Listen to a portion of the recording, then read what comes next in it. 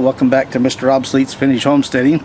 Today's exciting videos are going to be about maintaining your wooden handles and the treatment of new ones like this one, and how to fix this one up from keeping it from going bad. So I'm going to first talk about this.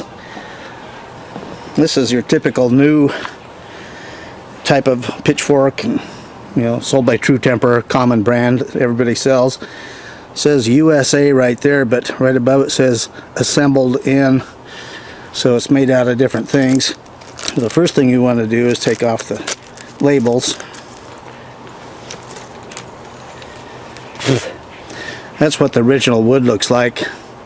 This was varnished when we got it, and you can see the varnish is turning and falling off and stuff, and starting to get little hairline cracks in it, so it really needs a full service. Now this is not a real cheapo model. It's a kind of a mid-range, I'd guess. I'm assuming the handle here is made in the US because we make the best plastic in the world, and the handle probably from the US too, but the tine here is actually made in Austria, and it's really high quality steel.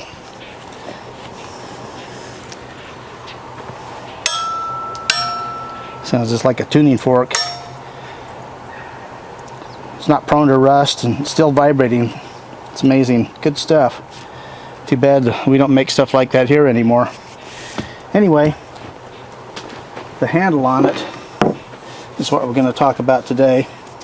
So before we get too far into that, I'll just go over these others. Now this, I keep the finish on it pretty good, but you can see where you use your hand and stuff, it wears off over time. So this is ready for a full service too.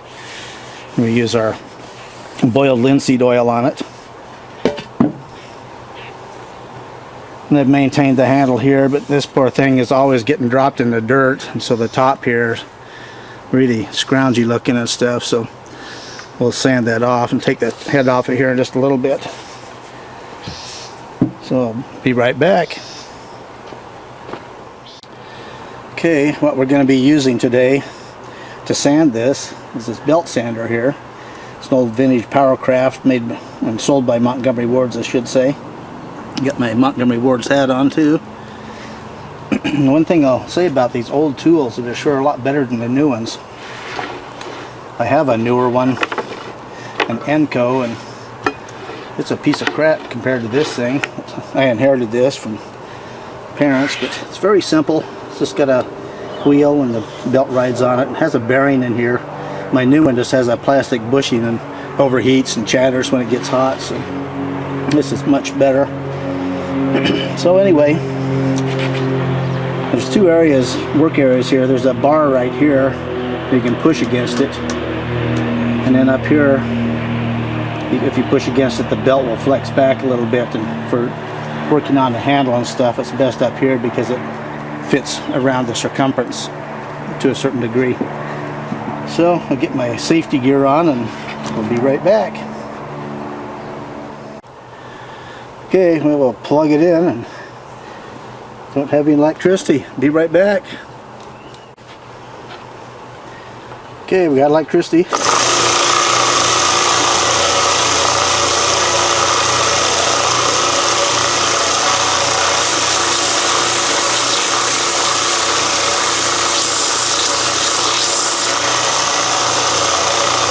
Things up.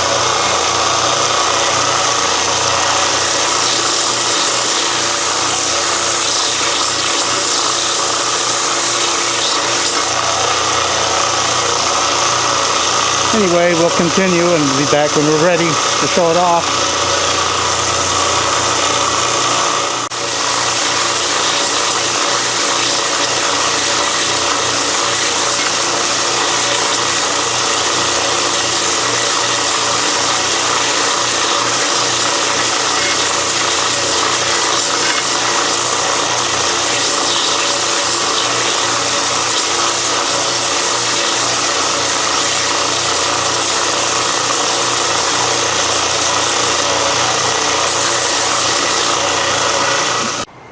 Okay, well, you can see it did a really nice job of taking all that varnish off. That's why you wear the face mask, because You have a little bit of wood dust too. You can see it rub it off here. The varnish would be bad stuff to breathe. So this little belt sander really does a nice job, but I want to talk about the belts that they sell today. The local hardware store sells these cheapo Chinese pieces of garbage, and they wear out really quick. This is a brand new belt on here, and it's probably about 70% of it gone just doing that little bit of the handle there. I saved this one here is really worn, but I saved these and use them for like doing a hammer handle or something really fine, because if on a hammer handle, especially mechanic hand, it's got grease and stuff in it, so I'll use that to clean up the wood slightly and then dress it up and put the boiled linseed on it. But anyway, it's best to buy American made ones if you can find them. They cost twice as much, but they're 10 times better. So the next thing I'm going to do on this is use some steel wool on it, really fine, and it takes out all that stuff in the grooves there. Probably can't see that dust on the camera, but really pulls it out nice. Then the last thing we'll do, use some compressed air on it.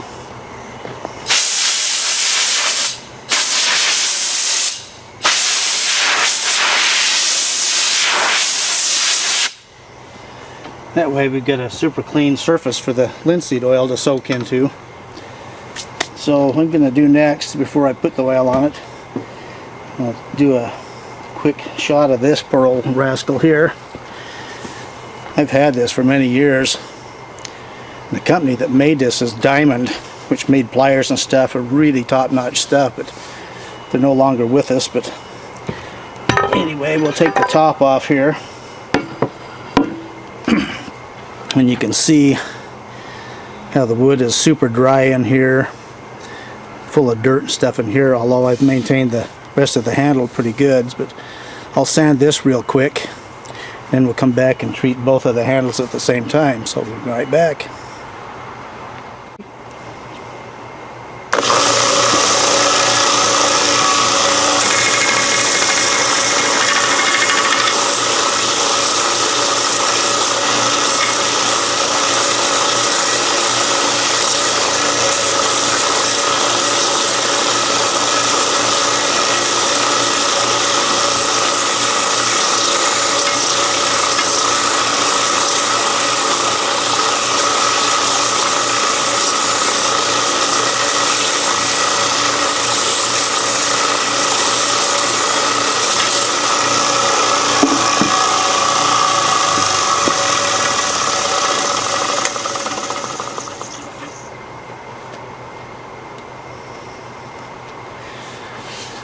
I mean, you can see that came out pretty good. I got to do just a little bit more. I just need to take a little bit more. Some of this is rust from inside the head there and stuff, and I'll polish it up around here a little bit more.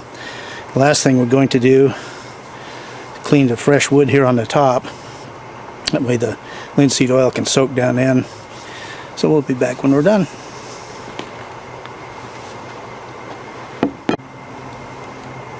Okay, well, it got cleaned up really good there. So now we got to do the top here.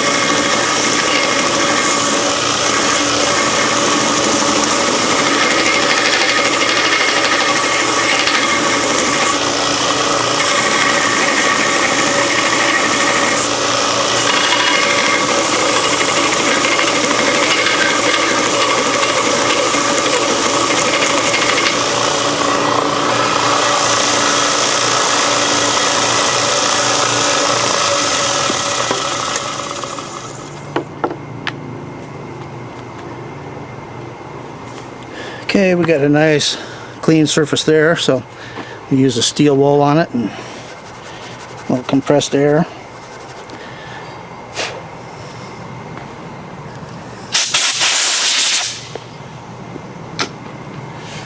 Okay, well, we're ready to put our boiled linseed oil on there, so we'll be back in a minute.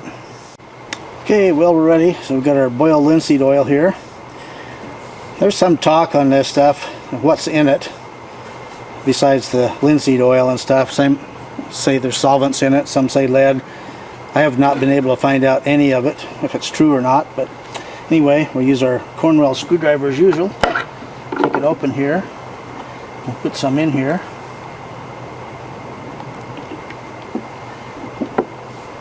But just in case, we're going to use gloves here.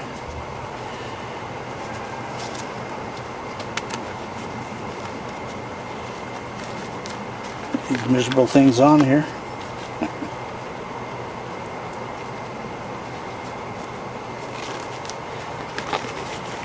That's almost the hardest part of the job.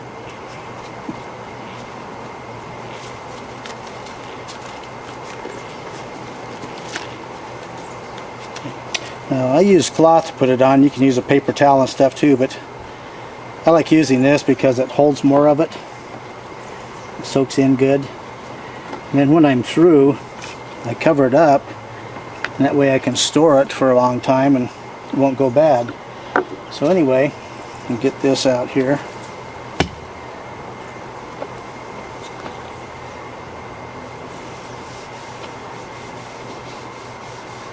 Put a nice heavy coat on there all the way around on both sides.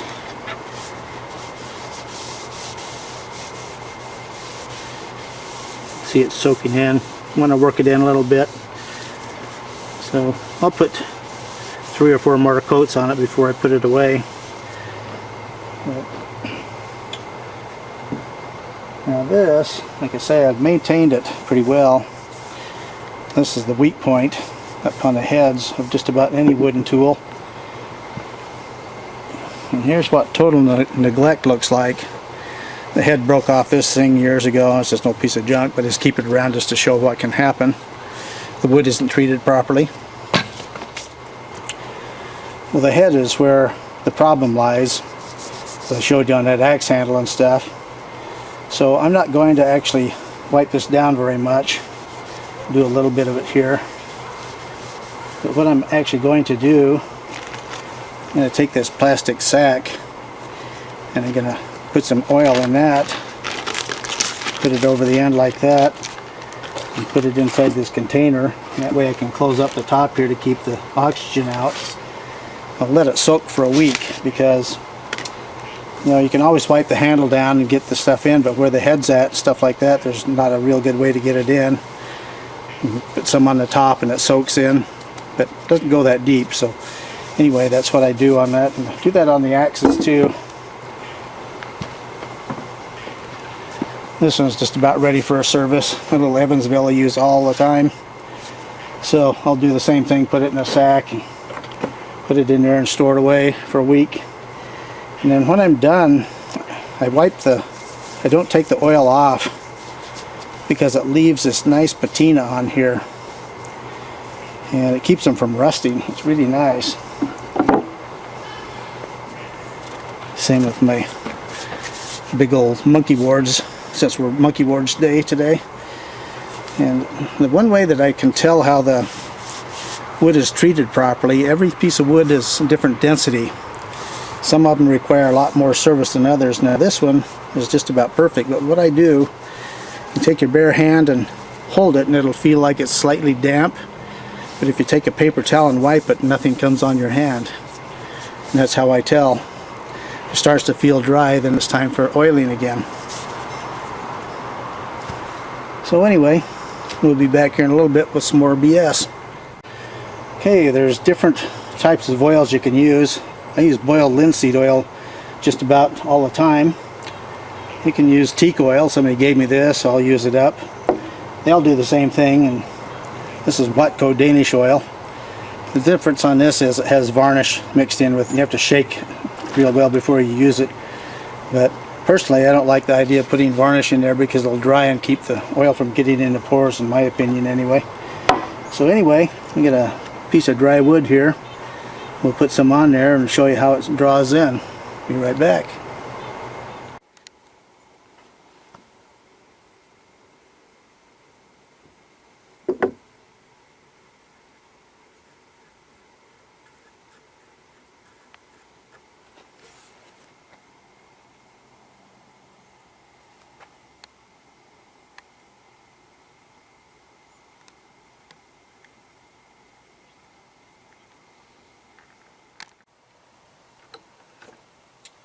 Okay, well, less than a minute later, you can see this stuff is completely soaked in. And if we kept treating it, it would soak down to here in about a week.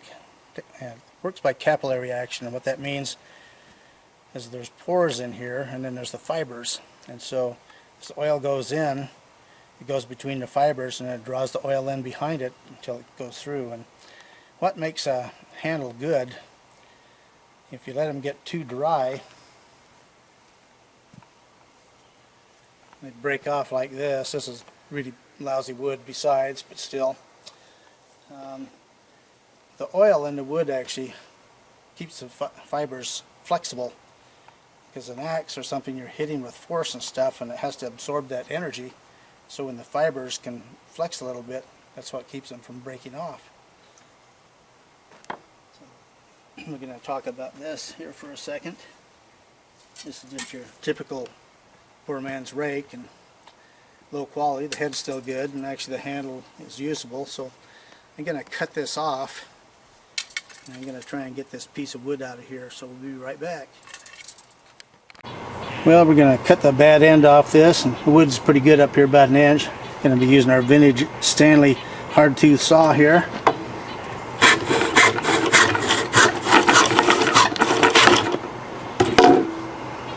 Beats the new saws. Anyway, that wood looks pretty good in there. So what we're going to do now,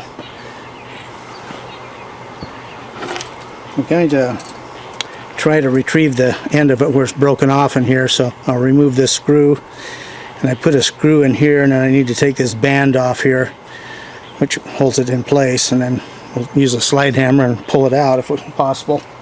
So let's see what happens.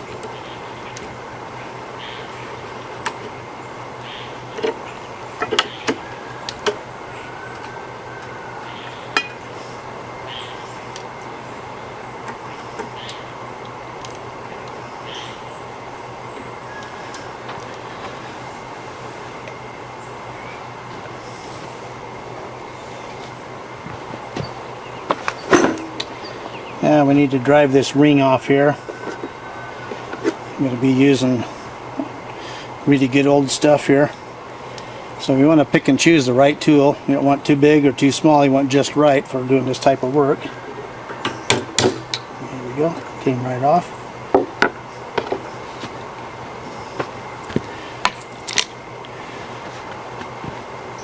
Now I'm going to use my vintage snap-on slide hammer. Had that for many years. Use this in all kinds of automotive uses and stuff, and today I've got this little hook. It's got a slot in the end and stuff. I'll put a screw into the wood here, so I'll put this on the end here and see if it'll pull it out or not. Put that over like that, and make sure your hands are out of the way here. If they come down here, you're going to smash your thumb or something. So perfect. You can never have enough tools. Anyway, since we got this out, we'll be able to use it as a guide at how to make this for the proper thickness and taper. So use what you got. We'll be back here in a minute. Okay, well, we're gonna get this ready to treat. You can see there's a little bit of oil on it here, and what that's from, I had it stored in the garage last winter. I had one of my chainsaws hanging up above it, and it dripped all the oil down it, so it started to oil the bar for me. It was really nice of it. There again, this nice matte finish on here, that's from the boiled linseed oil. That works really good. On this one, I'm not going to use a belt sander. I'm just going to take a sandpaper. This is 220 grit.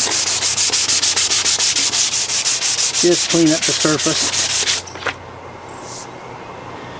And you see how nice that is already. This is my old vintage Grand Force Brooks that I've had in other videos, so make sure you watch our older videos to see this stuff in action. This is really a great piece. The last thing we'll talk about is our sledgehammer here. And the handle's starting to break out. It was that way when I got it many years ago. It's just slowly cracking further down here. I have a new handle for it, so I'll do that in another video. So on the video we're going to do pretty soon, we'll finish up the rake, put a new handle on this, and build an axe all at the same time. So stay tuned for that. So anyway, there you are, another exciting vintage homestead video.